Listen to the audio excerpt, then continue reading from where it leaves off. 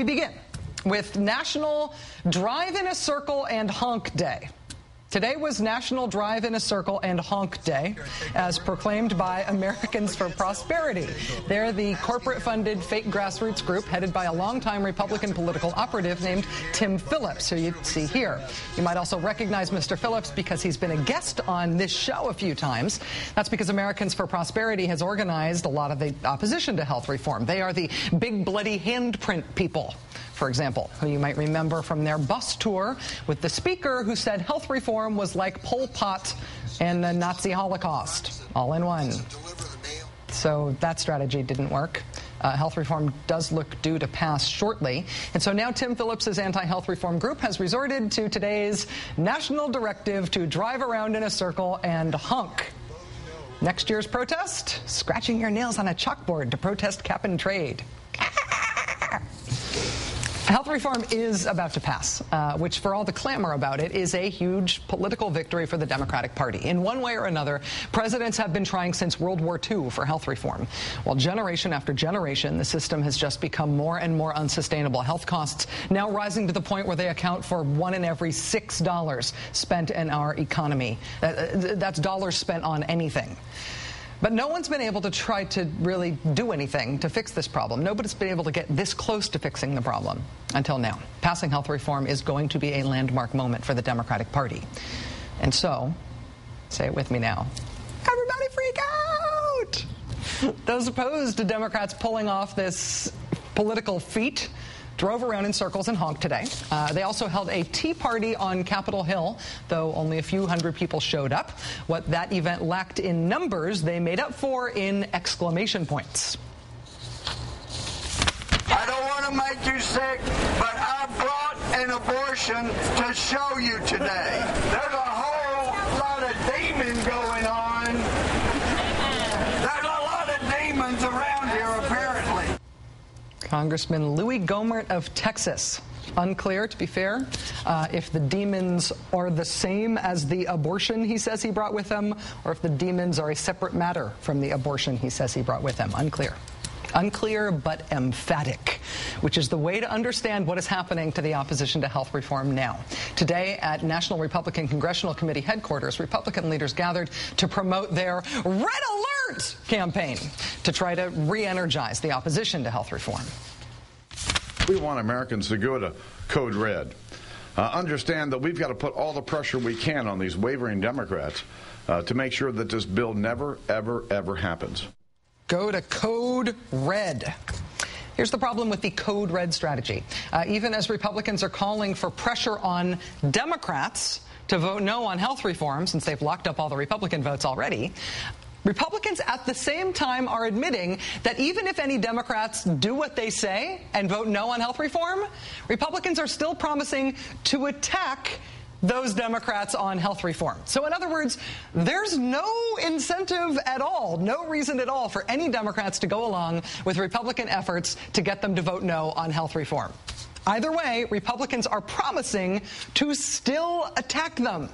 Democrats' only choice on this issue is whether they'd like a record of historic achievement to stand on when responding to those inevitable attacks. Joining us now is New York Congressman Anthony Weiner. Congressman, thanks for coming by. Nice to see you. My pleasure. Thanks. The LA Times today had a story. They say for people who are under the age of 65, don't yet qualify for Medicare, 1 in 4 Californians are uninsured. If you look at just 18 to 64, it's closer to 1 in 3.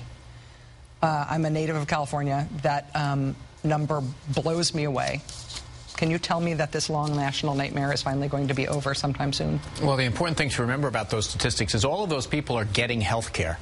They're getting it in a terribly inefficient way, and if they slip and fall or they get hit by a bus or they get H1N1 flu, they're going to hospital emergency rooms and we're winding up paying the bill.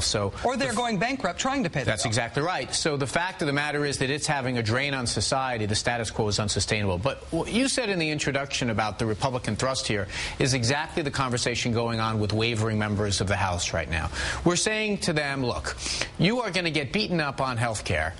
whether you vote yes or no. The difference is if you vote no and this bill goes down, they're going to keep making stuff up about the bill. Right. At least if it passes, you'll be defending an actual thing that accomplishes things. And all of us have compromised a great deal from what we would have liked. I've talked to you 1,000 times of things I would have liked to have different. But that's what it comes down to, is whether or not we're going to allow more and more people to lose their health insurance. And I'll tell you something else where we got to fight.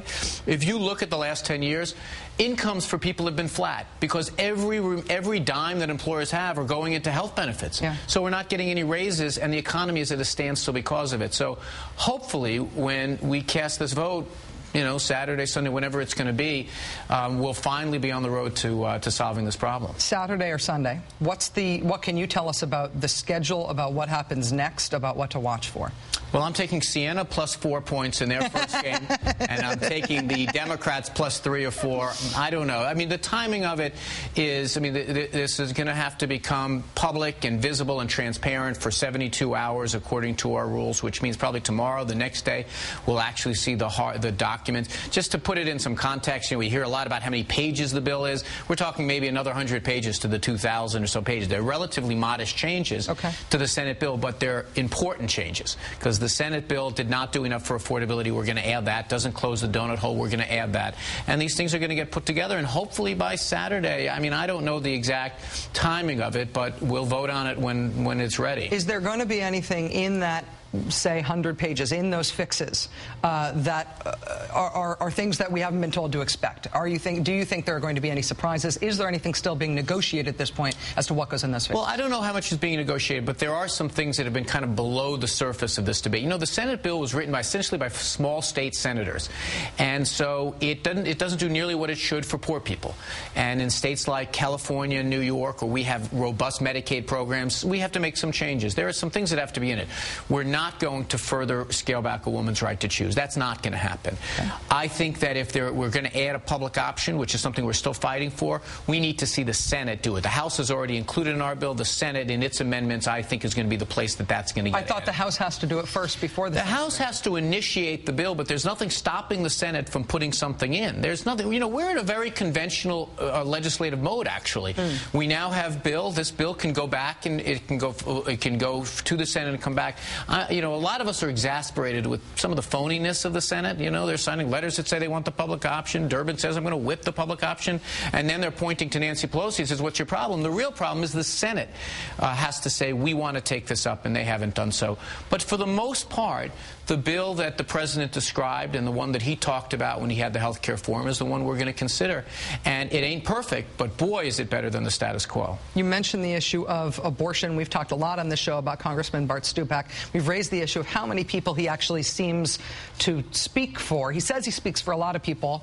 We don't exactly know who those folks are. A lot of pro-life Democrats are now saying they can live with, you know, strongly anti-abortion Democrats saying they can live with the Senate's restrictions on abortion funding, that they see it as not expanding federal funding for abortion in any way. Do you think that the Stupak threat to essentially hang health reform on this issue of abortion is over?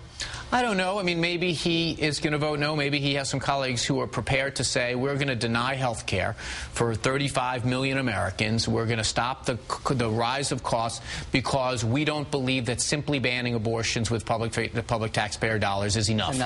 And look, I'm not happy about the Nelson language, and I think a lot of people should not be. Yeah. And I think that it is a marginal setback that we have to be concerned about. But one thing, you know, a lot of us are over this idea that 2 or 3 or 4 members of the House or Senate are holding the rest of the place hostage. And, you know, unfortunately, Congressman Stupak, who's a friend of mine, is falling into that category.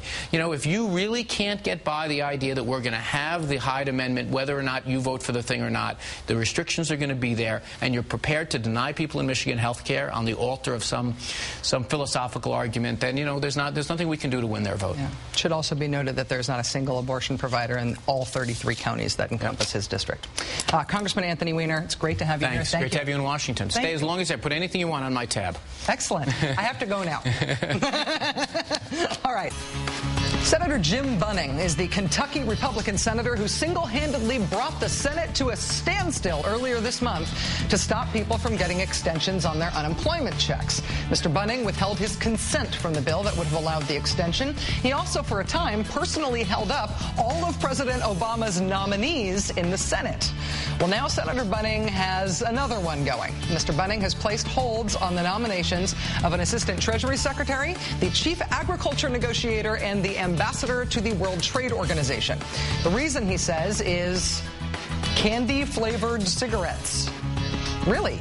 Canada has banned candy-flavored cigarettes, duh.